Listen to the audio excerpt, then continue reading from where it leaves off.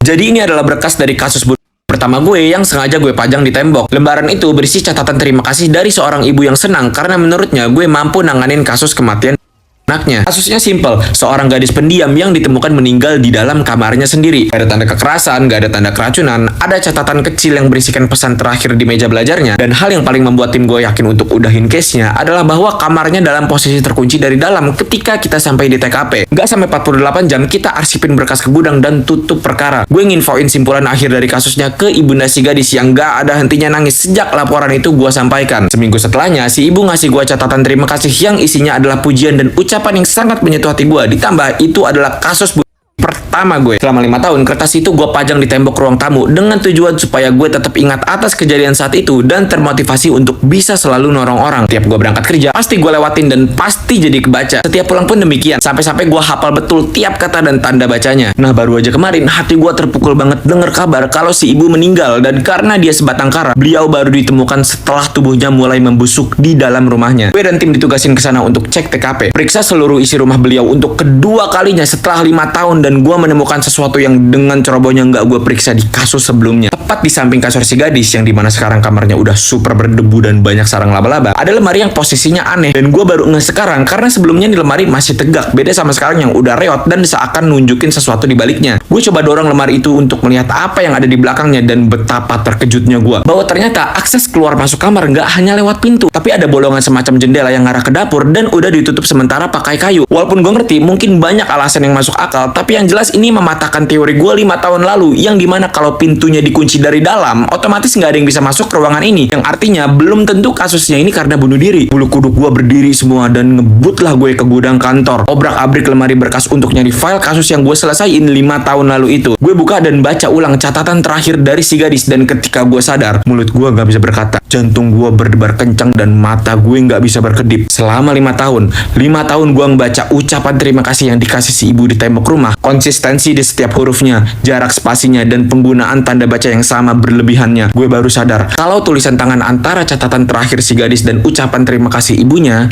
adalah sama persis.